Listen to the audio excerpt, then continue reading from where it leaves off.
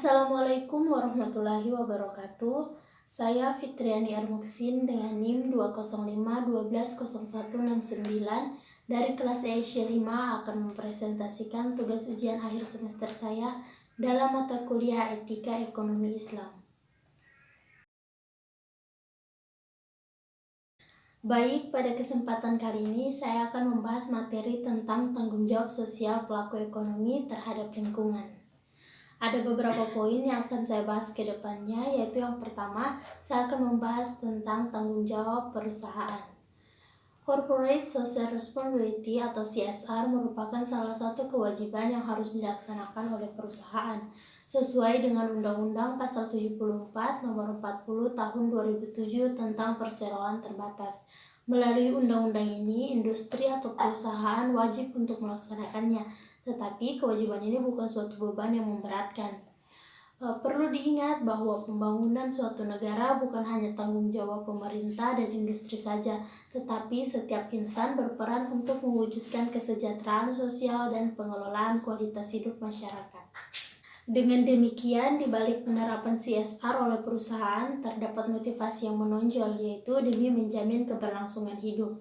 Perusahaan perlu meningkatkan citra perusahaan demi meningkatkan hubungan yang harmonis dengan masyarakat. Di samping itu, faktor pendukung utama CSR adalah adanya kesadaran dari perusahaan itu sendiri, meskipun motifnya sebagai upaya untuk menjaga hubungan baiknya dengan berbagai stakeholder. Kemudian kita masuk pada poin yang kedua, yaitu manfaat bagi perusahaan yang melakukan kegiatan CSR. Ada beberapa manfaat yang diperoleh, yaitu yang pertama, meningkatkan citra perusahaan. Dengan melakukan kegiatan CSR, konsumen dapat lebih mengenal perusahaan sebagai perusahaan yang selalu melakukan kegiatan yang baik untuk masyarakat. Yang kedua, manfaat yang diperoleh dengan memperkuat merek perusahaan melalui kegiatan memberikan produk pengetahuan untuk konsumen dengan cara membagikan produk secara gratis, sehingga dapat menimbulkan kesadaran konsumen akan keberadaan produk perusahaan, jadi dapat meningkatkan posisi merek perusahaan tersebut. Yang ketiga, mengembangkan kerjasama dengan para pemangku kepentingan dalam melaksanakan kegiatan CSR. Selanjutnya kita masuk pada poin ketiga, yaitu tanggung jawab sosial pelaku ekonomi terhadap lingkungan.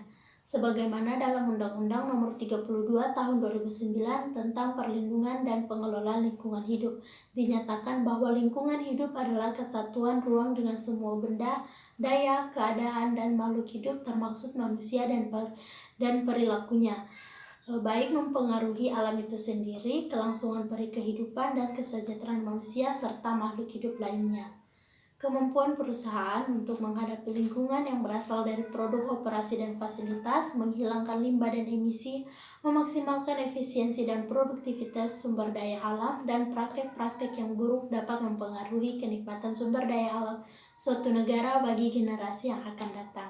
Sehingga dapat dikatakan bahwa tanggung jawab sosial perusahaan terhadap lingkungan merupakan hal yang penting bagi setiap perusahaan untuk dapat mengatur dan mengelola lingkungan sebaik-baiknya, bukan hanya untuk meningkatkan efisiensi bisnis, tapi juga demi lingkungan dan dampak sosial di masa yang akan datang. Selanjutnya kita masuk pada asas-asas dalam syariat Islam. Yang pertama, fikih al-bi'ah, asas pemanfaatan dan pelestarian lingkungan. Dalam perspektif hukum Islam, pelestarian lingkungan dan tanggung jawab manusia terhadap lingkungan sebenarnya sudah lama dibicarakan. Hanya saja dalam berbagai literatur tafsir dan fikih, isu-isu tersebut dikupas secara generik dan terpisah-pisah, belum spesifik dan utuh. Ini bisa dimengerti karena konteks perkembangan struktur dan budaya masyarakat waktu itu belum menghadapi krisis lingkungan sebagaimana seperti saat ini. Fikih lingkungan atau fikih al-bi'ah adalah bagian dari fikih kontemporer yang dimaksudkan untuk menyikapi isu-isu lingkungan dari sudut pandang yang lebih praktis, dengan memberikan patokan-patokan hukum yang berinteraksi dengan lingkungan. Kemudian yang kedua, asas orientasi muqasyid syariah sebagai kendali bisnis. Tidak dapat diragukan lagi bahwa tujuan utama Al-Quran adalah untuk menegakkan sebuah tatanan masyarakat yang adil dan etis atau berdasarkan etika.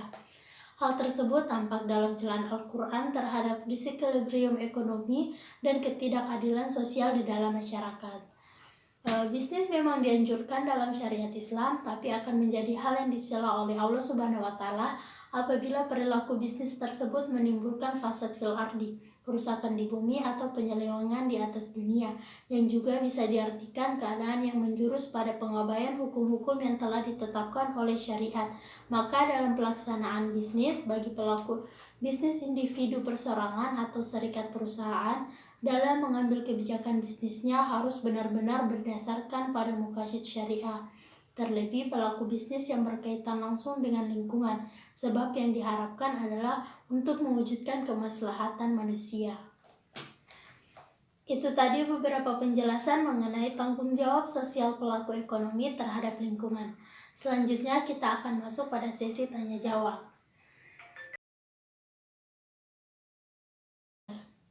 Sekarang kita masuk pada pertanyaan pertama.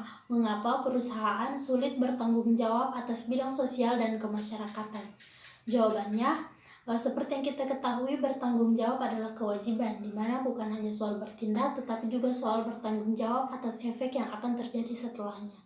Perusahaan sulit bertanggung jawab atas bidang sosial dan kemasyarakatan mungkin bisa saja karena ada beberapa faktor penyebab. Di antaranya mungkin karena kurang maksimalnya penerapan CSR pada perusahaan tersebut, dan mungkin juga karena ilegalnya perusahaan tersebut atau memang tidak mempunyai izin. Pertanyaan kedua yaitu apakah ada sanksi yang diberikan apabila suatu perusahaan tidak menerapkan CSR? Jawabannya, apabila ketentuan CSR tidak dilaksanakan dalam sebuah perusahaan, maka diberlakukan sanksi administrasi terdiri dari peringatan tertulis, pembatasan kegiatan usaha, pembukuan atau pencabutan kegiatan usaha dan fasilitas. Pertanyaan ketiga yaitu perusahaan dalam kelas apa saja yang wajib melaksanakan program CSR? Jawabannya, tidak ada batasan untuk setiap perusahaan. Setidaknya perusahaan yang telah memiliki laba dapat menerapkan program CSR yang baik.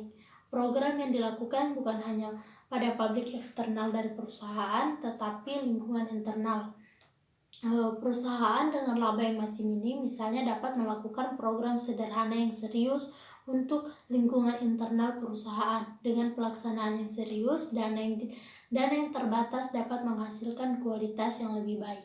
Pertanyaan keempat yaitu tujuan utama perusahaan adalah memperoleh keuntungan. Dengan melakukan CSR, apakah tujuan perusahaan dapat terpenuhi? Jawabannya, banyak perusahaan yang memperoleh keuntungan bila keadaan jangka panjangnya terjamin. Keberlangsungan perusahaan ini berkaitan erat dengan reputasi yang diperoleh melalui hubungan baik dengan seluruh pemangku kepentingan. Dengan melaksanakan CSR, perusahaan dapat memiliki reputasi yang baik dengan kepeduliannya terhadap aspek sosial dan lingkungan, terutama bagi penilaian para investor, sehingga investor bersedia untuk menanamkan modalnya untuk perusahaan tersebut. Selanjutnya pertanyaan kelima yaitu faktor apa saja yang mendorong perusahaan melaksanakan CSR? Jawabannya secara umum dibedakan menjadi dua faktor, yaitu faktor eksternal dan internal. Faktor eksternal terutama berkaitan dengan kritik organisasi masyarakat sipil terhadap kinerja sosial dan lingkungan perusahaan. Hubungan antara perusahaan dan masyarakat mencatat banyak peristiwa tragis yang disebabkan oleh operasi perusahaan. Organisasi masyarakat sipil memprotes kinerja yang buruk yang kemudian ditanggapi oleh perusahaan. Tanggapan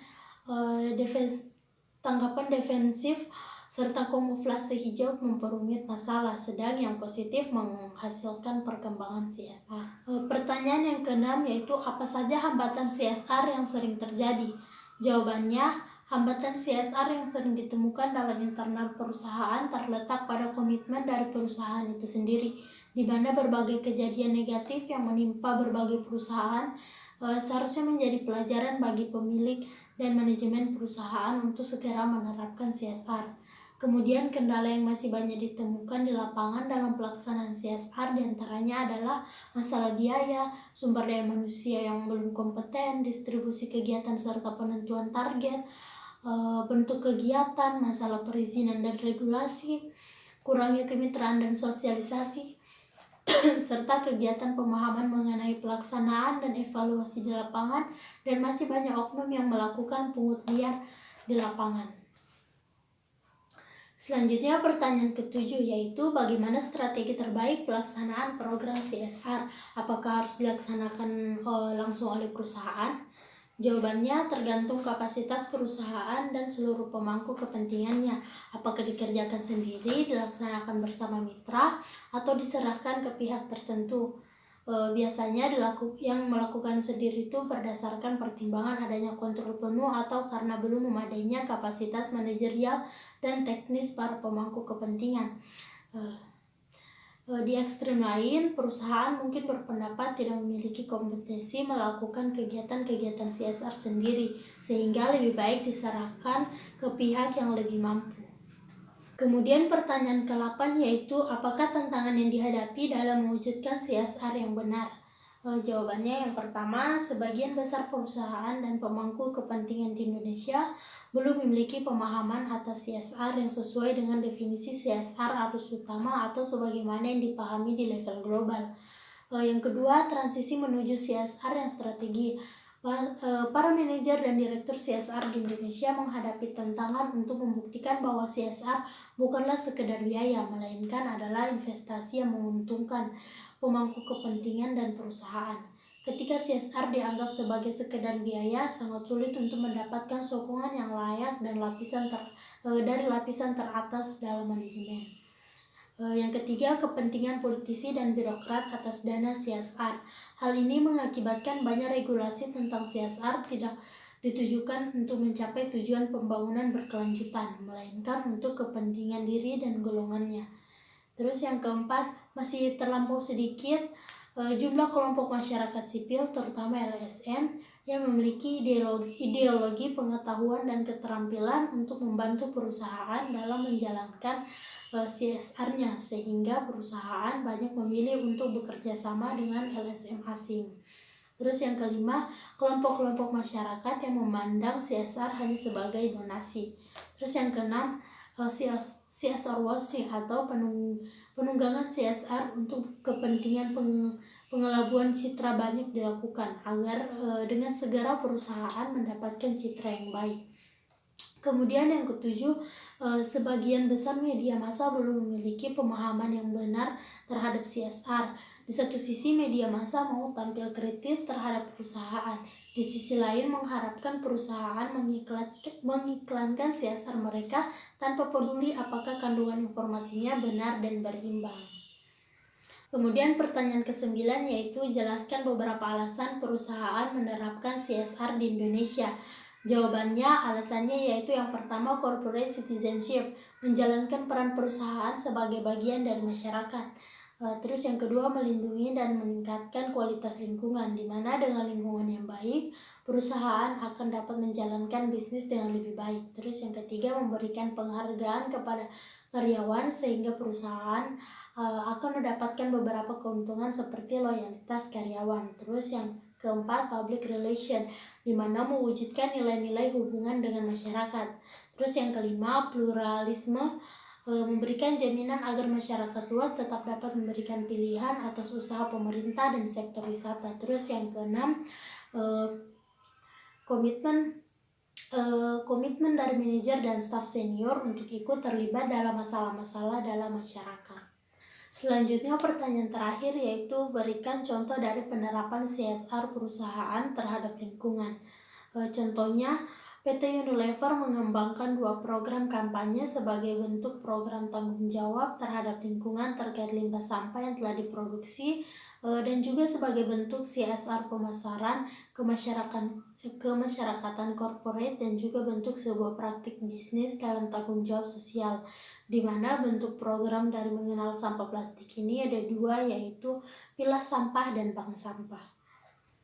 Oke, itu tadi hasil presentasi saya tentang materi tanggung jawab sosial pelaku ekonomi terhadap lingkungan. Mohon maaf apabila ada salah-salah kata. Terima kasih, saya akhiri. Wabillahi taufiq walhidayah. Wassalamualaikum warahmatullahi wabarakatuh.